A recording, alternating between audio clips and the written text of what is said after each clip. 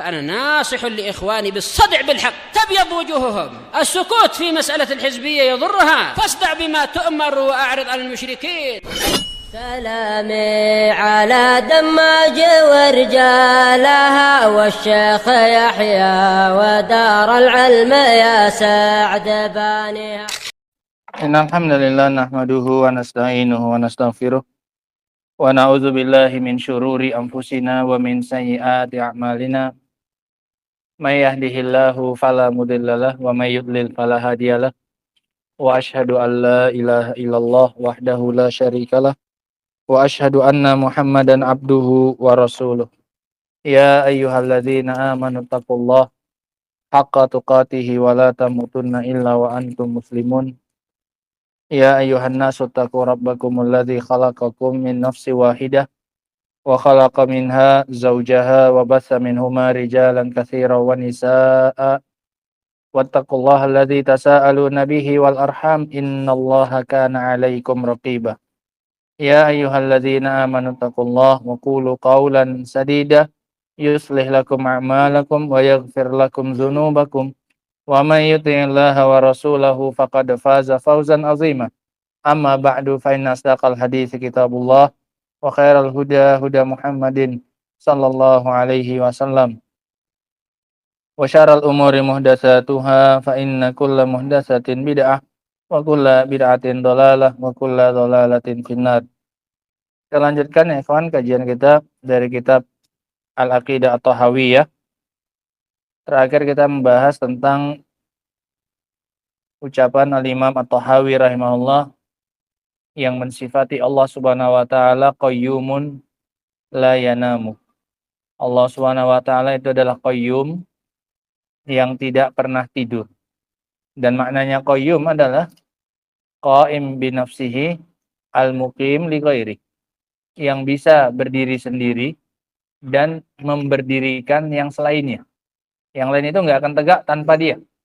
Dia yang menegakkan yang lain, yang mengurusinya, yang memenuhi kebutuhannya. Dia sendiri bisa berdiri sendiri tanpa adanya kebutuhan sedikit pun kepada makhluknya. Jadi harus mengandung dua makna itu. Baru dikatakan al-qayyum. Bisa tegak sendiri dan bisa menegakkan yang lain. Kalau manusia paling hanya salah satunya saja. Berdiri sendiri pun belum tentunya. Iya kan? Karena kita masih butuh sama orang lain. Manusia itu makhluk sosial. Butuh kepada orang lain untuk memenuhi kebutuhannya.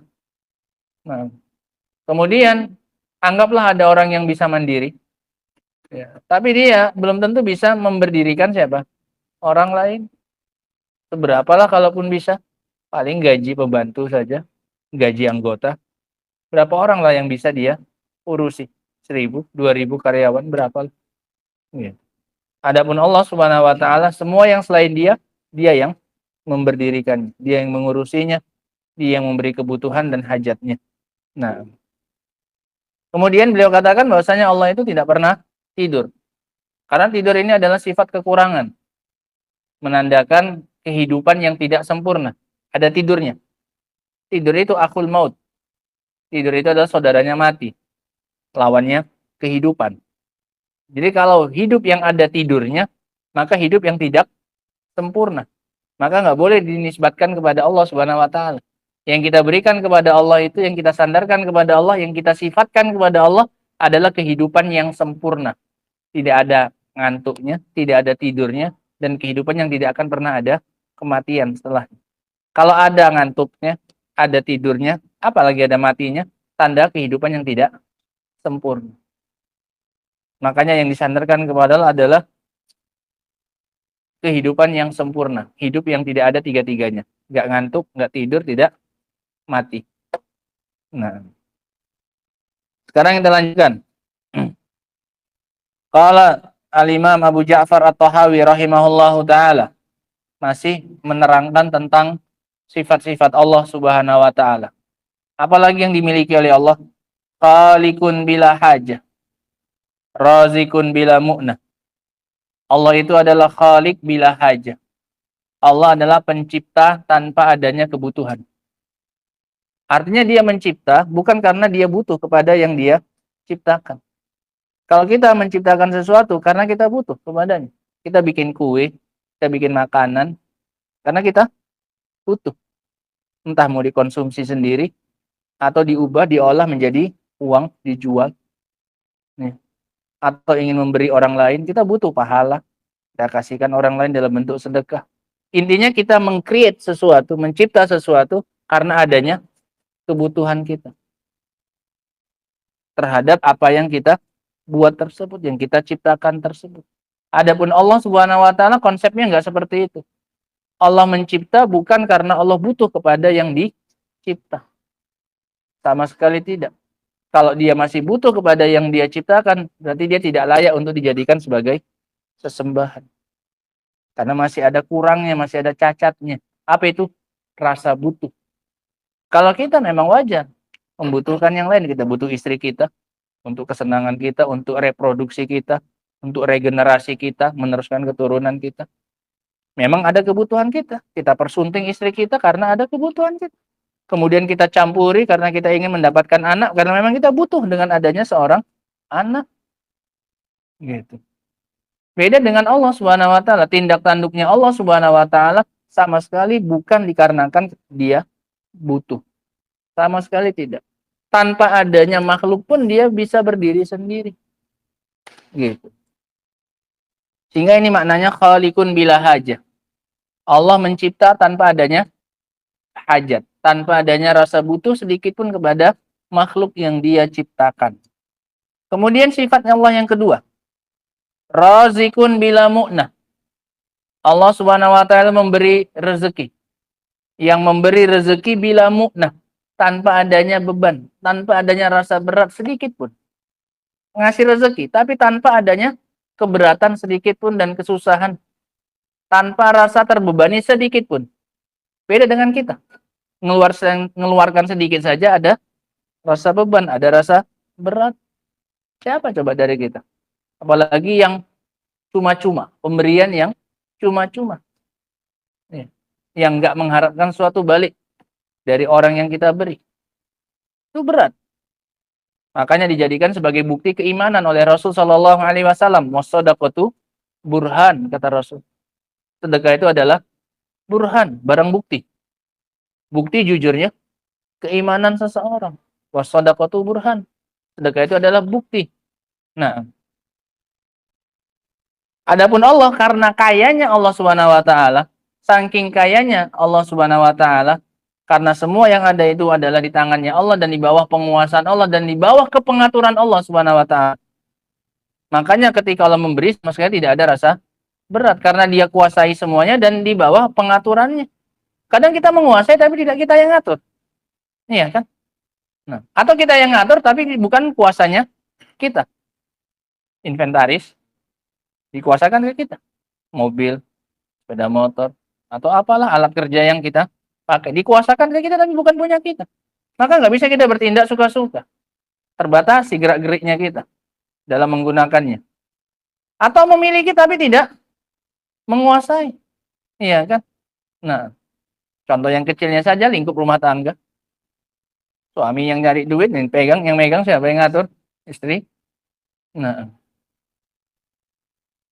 harus ada pengaturan yang sedemikian rupa, nggak bisa terlalu bebas. Ada yang harus dipikirkan, ada yang harus ditimbang, ada yang harus dipikirkan, dan seterusnya. Adapun Allah SWT semuanya di tangan dia. Dia yang menguasai, dia yang ngatur suka-suka dia. Makanya nggak ada yang berat bagi dia ketika memberi rezeki. Makanya kalau minta rezeki nggak usah nanggung-nanggung. Kecuali kalau mengkhawatirkan sesuatu di balik itu. Tidak tahu tentang diri kita. Makanya Rasul nggak pernah minta rezeki yang berlebihan itu. Bukan karena punya keyakinan Allah tidak mampu memberikannya. Tapi karena khawatir dengan fitnah. Makanya doanya Rasul SAW itu Allah marzuk ala Muhammadin uta. Ya Allah berikanlah rezekinya keluarga Muhammad ini anaknya kut. Kut itu bahan pokoknya saja. Asal terpenuhi makanan pokoknya saja sudahlah. Nggak muluk-muluk gitu. Apalagi perkara dunia. Nggak muluk-muluk. Kalau Rasul Shallallahu Alaihi Wasallam cukup minta makanan pokoknya. Kalau kita nasi bisa makan aja, kenyang aja, udahlah. Cukup. Nah, Allahul Musta'an. Makanya wajar kalau sampai wafatnya beliau Shallallahu Alaihi Wasallam, baju perangnya beliau masih gadaikan pada seorang pedagang Yahudi. Untuk ngambil apa? Ngambil 30 sok dari gandum. Bahannya roti itu. Diadon nanti jadi tepung, jadi roti.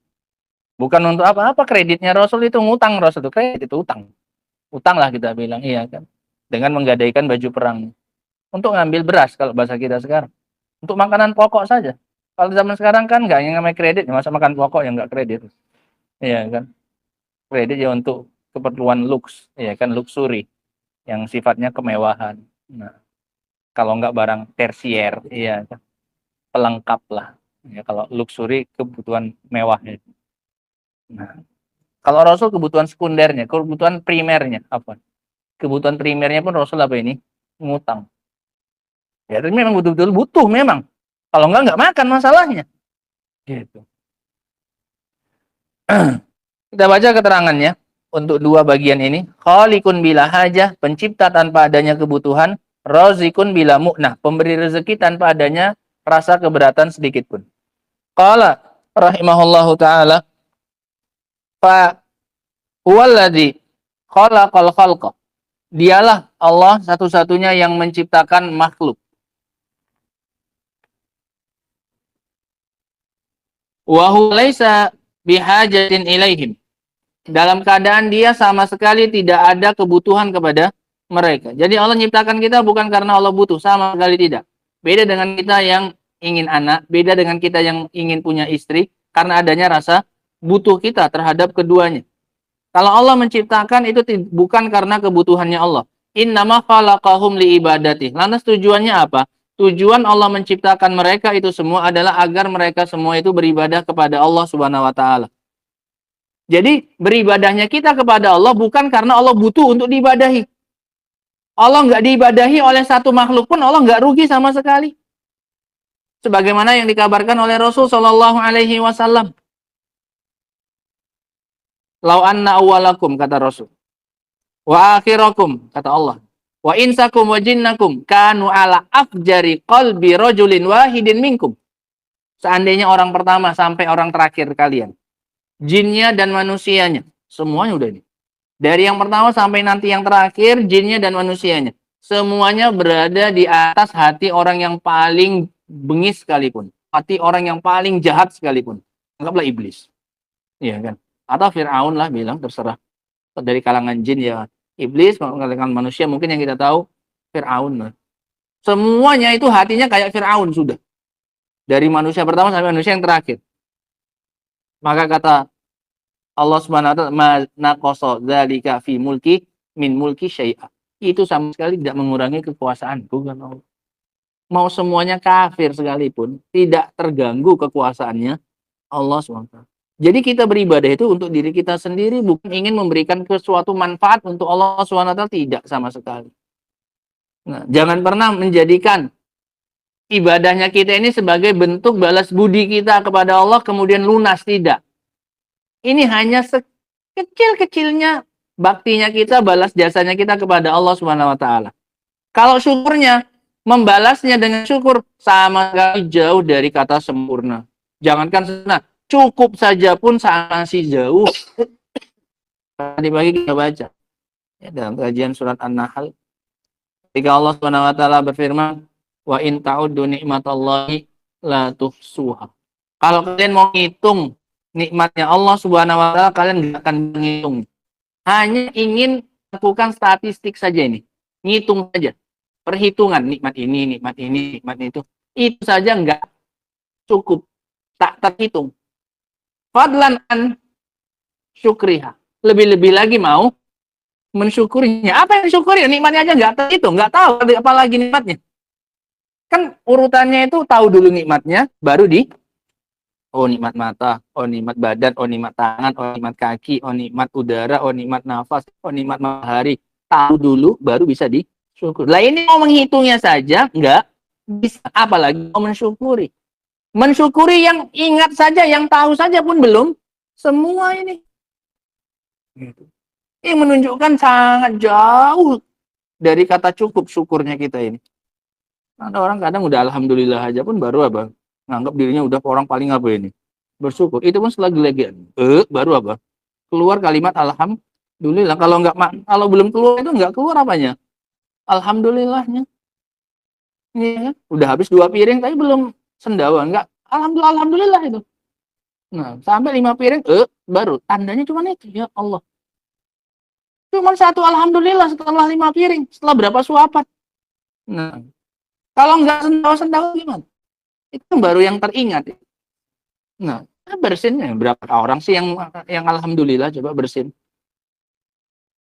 Padahal bersin itu adalah tanda tubuhnya masih apa ini?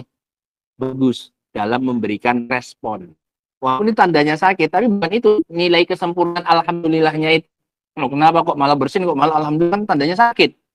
Bukan, karena itu tanda tubuh masih bisa merespon benda asing yang masuk ke dalam saluran pernafasan. Dia berespon dengan apa? Bersin. Tandanya tubuhnya masih apa? Masih berfungsi sensornya.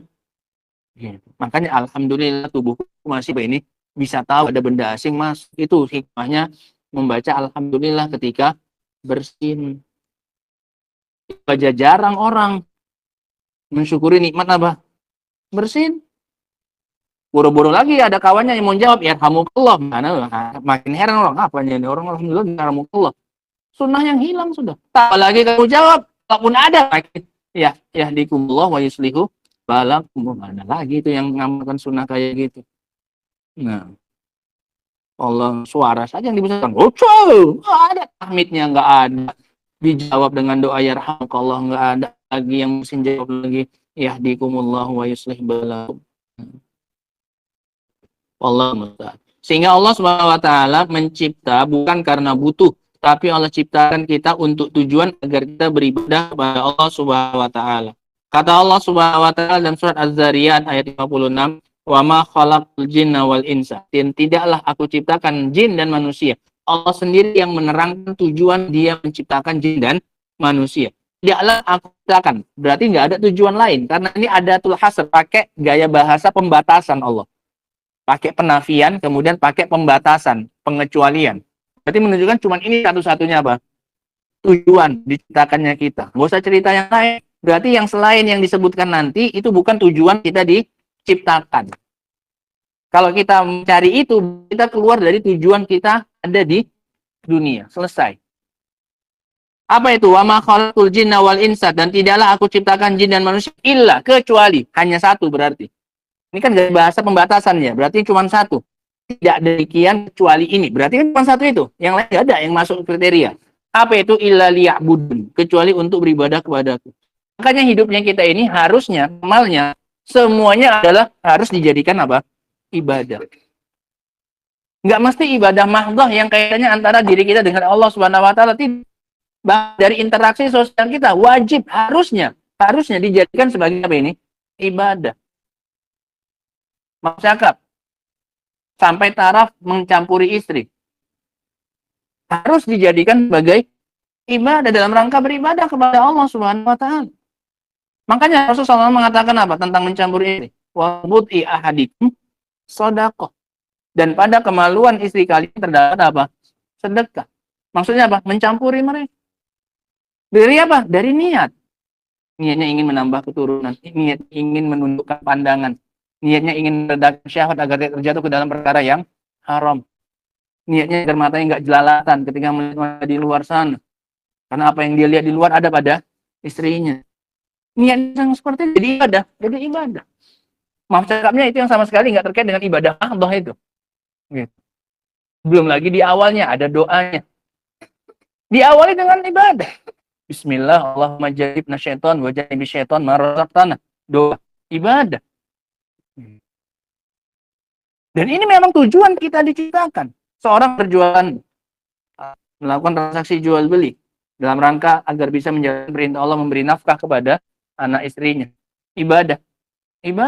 Tidak hanya dapat cuan, kemudian dapat uang, bisa beli belanja. Bukan. Tapi niat dia adalah agar dia selamat dari dosa ketika Allah memerintahkan dia memberi makan kepada anak istrinya. Maka dari pagi dia berangkat sampai sore semuanya bernilai apa ini? Ibadah. Atau supaya dia bisa beribadah yang membutuhkan harta. Bisa bersodakoh dengan apa? Harta. Ngapain kerja? Biar bisa sedekah. Cuman masang niat saja itu. Kerjamu tetap itu. Berapa hari sehari kerjanya? Kalau buruh berapa? 8 jam ya? 8 jam. Ya kan? Sesuai dengan undang-undangnya apa segala macam. 8 jam. Bayangkan ibadah apa? Kamu bisa sholat 8 jam. Ada. Cuman hanya nambahkan niat. Kerjanya tetap 8 jam. Capeknya tetap sama ya. Karena nambahin niat nggak nambah biaya. Nggak nambah tenaga. Cuma nambah niat saja. Niat itu kan masa bisa ditumpuk-tumpuk. Gitu. Berapapun bisa. Cuma masukkan dalam hati saja. Ada switchnya. Tombolnya cetek. Hidup tombolnya. Sudah. Jadi ibadah niatnya. Kerjanya tetap sama kayak yang nggak ibadah. Sama. Kan nambah. Durasi waktunya nggak nambah. Tenaga yang dikeluarkan apa? Kalau pakai nambah niat, enggak, itu juga. Untungannya segitu juga. Lantas kan alangkah ruginya kalau enggak tambahkan niat apa ini? Ibadah. Toh segitu-gitu waktu yang habis. Tenaga yang dihabiskan juga itu juga. Jalan-jalan. Healing. Piknik, rekreasi. Apa? Kalau cuma sekedar cuma happy saja. Enjoying saja untuk foto-foto saja. Misalnya cari. Ya rugi. Nggak ada nilai apanya. Ibadahnya bisa nilai ibadah, bisa tadabbur, tafakur. Allah suruh kita memperhatikan alam semesta ini supaya dapat apanya? Dapat hikmah tujuan dari Allah menciptakan ini. Memanglah alam kayak gini, mana mungkin manusia yang bikin ini kayak gini. Cuman modal apa ini? Modal healing, jalan-jalan sudah. Cuman disertakan aja niat. Iya, bukan niatnya cuman bawa anak istri senang mereka. Ya pahala-pahala kok niat itu ibadah. Memasukkan rasa senang kepada hati orang. Gitu. Apalagi itu anak istri. Tujuannya memasukkan rasa senang. Kan Allah perintah kita memuliakan mereka. Gitu. Menyenangkan mereka. Apalagi tujuannya supaya refreshing, supaya recharging. Untuk ngecas kembali. Habis capek seharian, udah berapa lama pernah, untuk menumbuhkan kembali tenaganya agar bisa beribadah kepada Allah SWT. Menumbuh semangatnya lagi. Dan dia pergi ngelihat yang hijau-hijau atau ngelihat laut dan yang lain. Boleh. Ini pahalanya sangat banyak, kesempatan. Memang tujuannya untuk ibadah. Kalau selain ibadah itu bukan tujuan, kita udah melenceng dari tujuan. Dari visi Allah menciptakan kita itu udah keluar kita. Kalau menjadikan ada sebagian dari hidup kita itu yang tidak sebagai apa ini? Ibadah. Makanya Allah SWT mengatakan bahwasanya semua fasilitas yang ada ini yang Allah ciptakan untuk kita. Ini adalah fasilitas pendukung untuk mencari akhirat. Sama sekali itu tujuan utamanya Allah ya, cuman itu memang. Wa bataghi fi ma ataqallahu ad-daral akhirah. Wala tansa nasibaka minad dunya. Cari, kata Allah, dengan semua potensi yang aku berikan kepada kalian, fasilitas yang aku berikan kepada kalian, cari kehidupan apa? Akhirat, negeri akhirat, cari. Semua yang kuberikan kepada kalian berupa panca indera, berupa kenikmatan, berupa kesehatan, berupa udara. Manfaatkan semuanya untuk mencari negeri akhirat. Itu hukum asal. Baru Allah kasih apa bahasa zaman sekarang? Disclaimer. Kasih NB kalau dulu kita. NB di bawah. Iya kan. Mengeluarkan, ngasih pengecualian untuk yang dia. Alatan sanusi bakal minat dunia. Tapi jangan lupakan jatahmu dari apa? Dunia. Ini baru sampingan, dapat dari tambahan saja. Bisa menikmatinya sambil beribadah. Bukan tujuan. Jadi ayat Qur'annya mengingatkan masalahnya. Jangan lupa jatahmu dari apa? Dunia. Kalau kita kan nggak kerja merantau, tapi jangan lupa sholat. Jangan lupa akhirnya kita kembali. Kan gitu ya. Kita nasihatin anak kita, ya main-main, tapi jangan lupa sholat. Kalau dulu ayatnya turun, yang diingatkan balikannya. Diingatkan apanya? Dunia yang diingatkan. Jangan lupa ngambil dunia. Kita sebaliknya sudah jauh berubah. 180 derajat sudah berbeda. Ya. Karena memang tujuannya memang kayak ini, wa ma khalaqtul jinna wal insa illa liya'budun.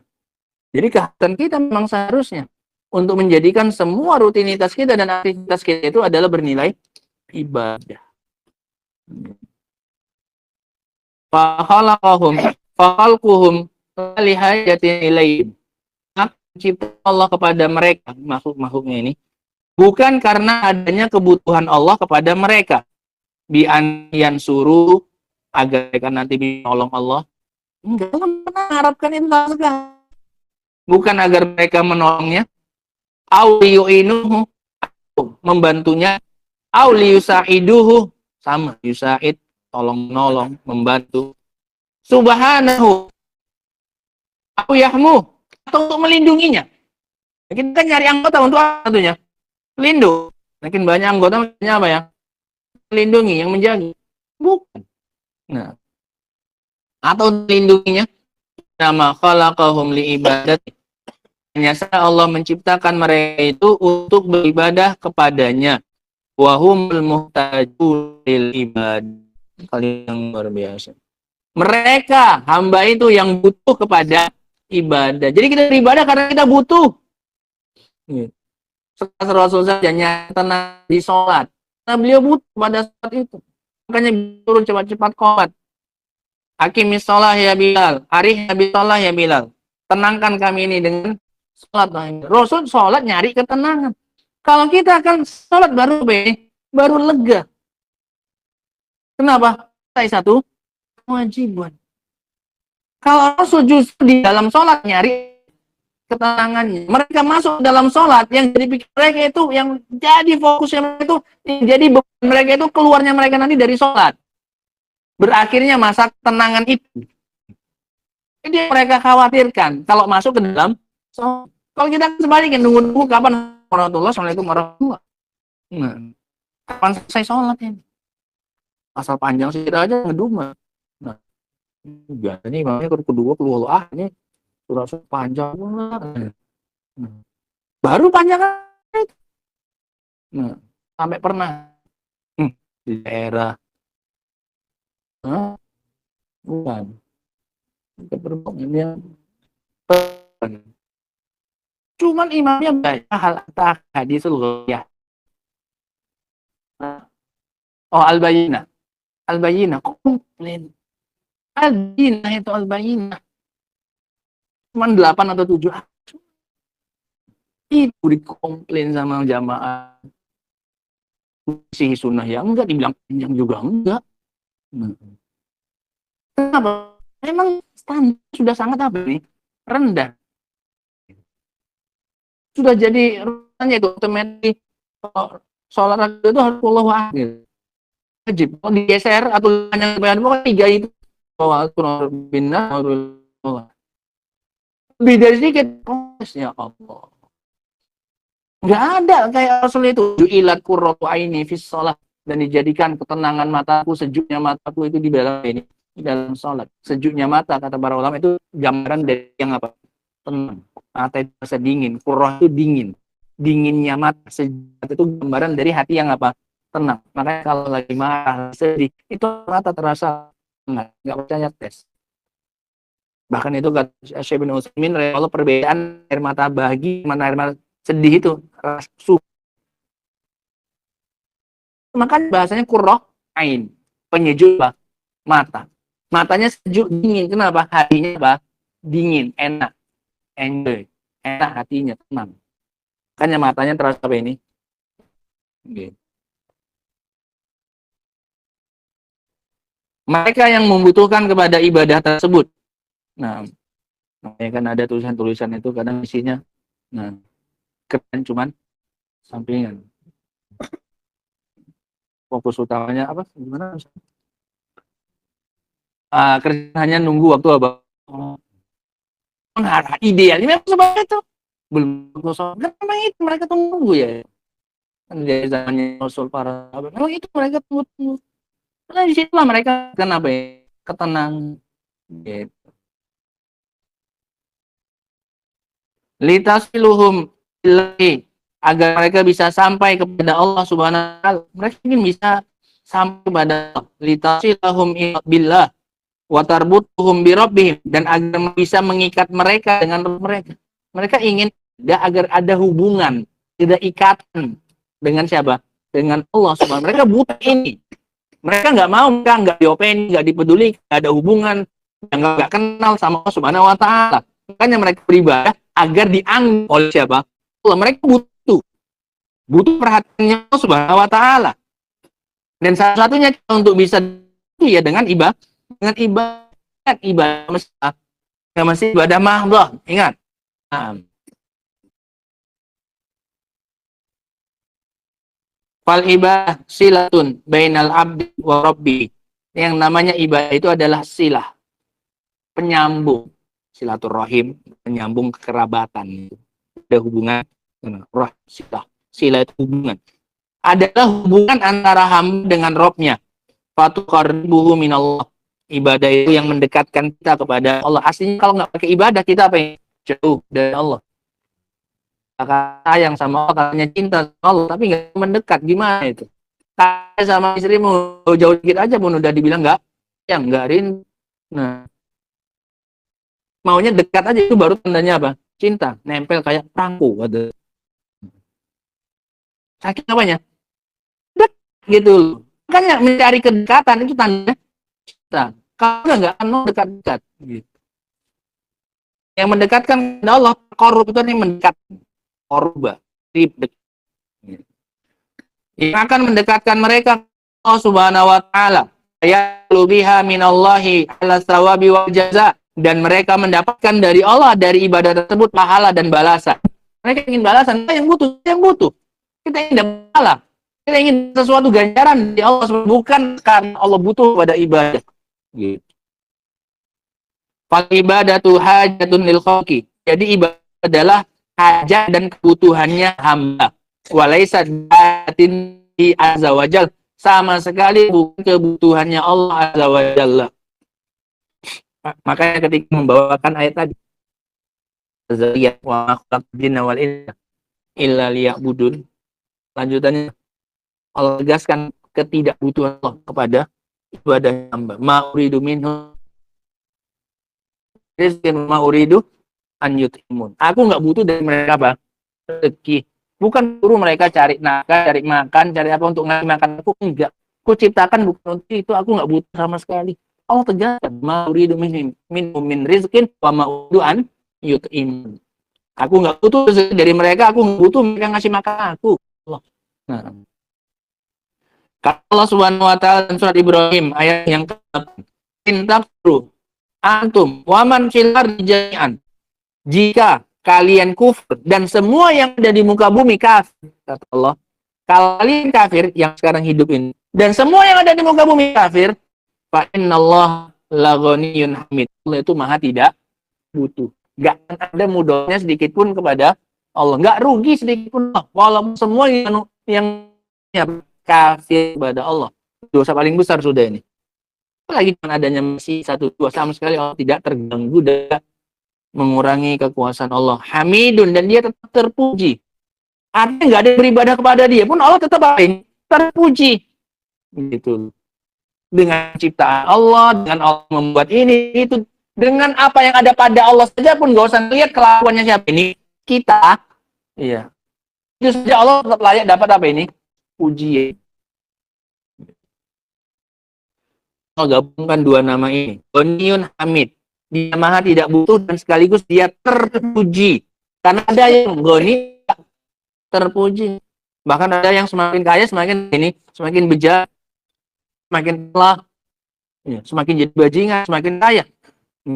Ada yang terpuji, tapi nggak apa? Goni, nggak kaya, nggak memiliki ini dan itu. Dia dipuji. Gitu. Allah punya dua-duanya. In takfuru fa innallaha Ghani, jika kalian kafir, dalam surat Az-Zumar ayat yang ke-7. Kalian kafir, fa innallaha ghaniyun ankum, maka itu nggak butuh kepada kalian. Jadi aslinya ghani bukan kaya sebenarnya. Dari dua ayat ini saja kita tahu ghani artinya tidak butuh. Jadi walaupun kita kadang punya banyak harta di kita yang kita kuasai, tapi kita masih butuh sama siapa? Orang. Pada hakikat kita bukan ghani. Kapan baru dikatakan ghani? Kalau tidak butuh lagi sama orang. Dan ada orang yang punya harta cuma sedikit, sangat nggak pernah membutuhkan kepada siapa nih? Manusia. Nggak pernah menjilat, nggak pernah mendekat kepada hartanya manusia, nggak pernah melirik kepada harta bendanya manusia. Ini orang apa? Kaya, ghani. Sebaliknya orang yang kaya tapi masih ngelirik kepada apa yang di tangan orang, masih dibanding-bandingkan sama yang di atasnya. Padahal yang di tangan sendiri sudah banyak. Ketika disebut itu banyak, lalu bandingannya sama yang apalah ini itu dah, ha? La ilaha illallah. Banyak orang itu. Abel. Miskin, padat memang aslinya. Miskin. Makanya wajar Allah bilang apa? Antumul fuqara. Kalian semuanya memang apa? Fakir, memang masih butuh sama orang. Wallahul ghani. Allah yang kaya karena dia yang satu-satunya enggak butuh. Kemarin contohkan dengan makanan. Apa proses yang kita lewati.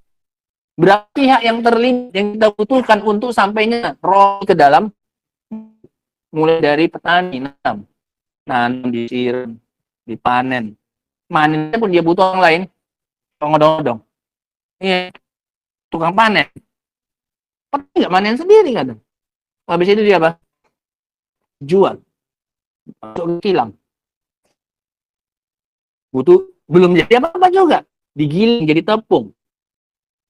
Dan masuk ke toko, supermarket, dan yang lain-lainnya butuh pedagang. Baru sampai ke mana ini? Ke mulut gitu. Butuh roti. Siapa dari kita yang bikin roti atau nasi? Kalau beras kan nggak ada juga yang langsung berapa orang lah. Gitu. Itu tetap dia butuh yang lain. Ya, kalau kayak kita yang di Korea ini, beli juga dari apa? Pedagang.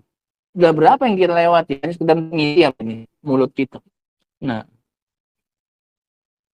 Nah, kalimat beliau pemberi rezeki tandanya rasa beban ai huwal qaim bi alaqi ibadi, maksudnya adalah yang menanggung beban rezeki hamba-hambanya, la yang kusudi kami, dan itu sama sekali tidak mengurangi dari apa yang ada di sisi Allah Subhanahu wa taala. Itu namanya razin bila mu'nah, pemberi rezeki tanpa mengurangi sedikit pun yang ada di sisinya. Kata Allah Subhanahu wa taala dalam hadis yang tadi kita sebutkan lanjutannya, lawanna awalakum akhirakum wa insakum wa jinnakum kanu ala sa'id wahidin. Kalau pertama orang terakhir, jinnya dan manusianya semuanya kumpul di satu tanah lapang. Yas'alukul wahidin minkum mas'alat, kemudian masing-masing dari orang dan jin tadi menyampaikan permintaan dan hajatnya kepada Allah Subhanahu wa taala. Summa ataitu la mas'alatin kula wahidin masalah. Aku berikan saat itu juga semua mereka minta. Bayangkan ini manusia pertama sampai manusia terakhir. Jin pertama sampai jin yang terakhir. Semuanya kumpul dalam satu waktu, semuanya minta sekaligus.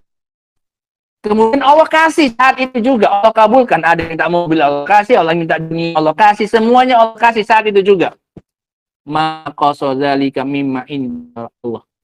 Itu tidak mengurangi yang ada di sisiku. Allah udah ngasih nih. Lakama yang kusul mikhyat idza udkhilal bahr.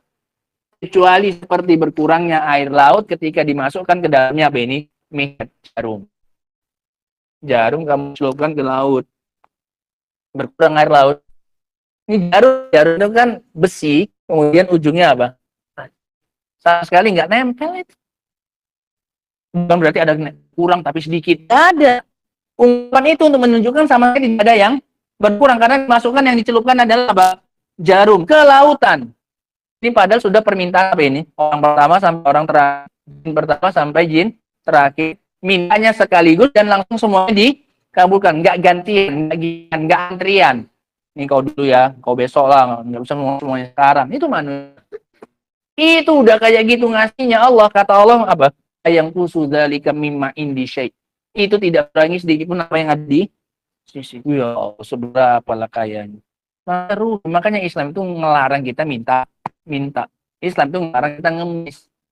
Rendahkan kepada miskin. Plus berapa lagi kadar dirinya kita. Kita merendah kepada yang ngapain? Yang nggak punya. Kepada yang miskin. Lah kita cemana lagi? Makanya dalam Islam dilarang at-tasawul. Mis minta hartanya siapa? Manusia.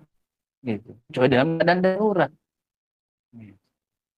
Allah bukan kata apa? Menjaga ifahnya manusia. Supaya manusia tetap punya kehormatan diri. Supaya tergantungnya mintanya pada Allah yang kayak itu keadaannya tadi. Mintai seberapa banyak pun nggak berkurang apa yang ada di sisinya. Maka kita semakin memuliakan kalau minta sama manusia. Dikasih tapi tidak. Semakin apa ini? Semakin rendah kita. Ngasih apa? Pijak. Semakin sering kita minta, cobalah tes. Nah, Allah musta'an. Kemudian Allah Subhanahu wa taala, kemudian beliau mengatakan tentang sifat Allah yang berikutnya, mutu bila makhafah. Dia yang mematikan tanpa adanya rasa takut. Jadi ketika Allah menakdirkan mati seseorang, Allah nggak punya rasa dan balas kayak dia atau apa, atau berusaha menghalangi, mencegah dari kematian, yang nggak ada Allah. Allah mematikan tanpa adanya rasa takut sedikit. Kalau kita kan mikir, jangan melukai orang, iya kan, melukai orang, kita mikir dari keluarganya nanti atau apa, takut dari balasan keluarganya. Kalau Allah nggak ada, mati kan mati, waktunya mati ya mati. Sebagaimana kisahnya Nabi Musa, iya, yang didatangi malaikat maut. Ngapain? Untuk manusia nggak tahu. Ngapain? Mau nyabut nyawamu? Lu ditampar sama Nabi Musa karena nggak tahu itu malaikat. Lepas matanya. Lapor sama Allah, ya Allah, engkau putus aku yang nggak mau apa ini? Mati. Nah, akhirnya dikembalikan matanya baru ditusuk dalam bentuk makhluk. Ya, waktu aja kasih tempo, tempelkan tangannya ke bulu sapi. Nah, berapa tertutup tambahnya itulah umurnya. Setelah itu bakal udah habis itu. Banyak kan bulu itu ketutupan satu tangan. Nah, setelah itu ya mati ya itu. Sama aja sekarang itu kan. Gak gunanya jadi ditambah-tambah itu bakal ujungnya apa? Mati. Wallahu taala a'lam bissawab. Subhanakallahumma wa bihamdika asyhadu an la ilaha illa anta astaghfiruka wa atubu ilaik. Walhamdulillahirabbil alamin.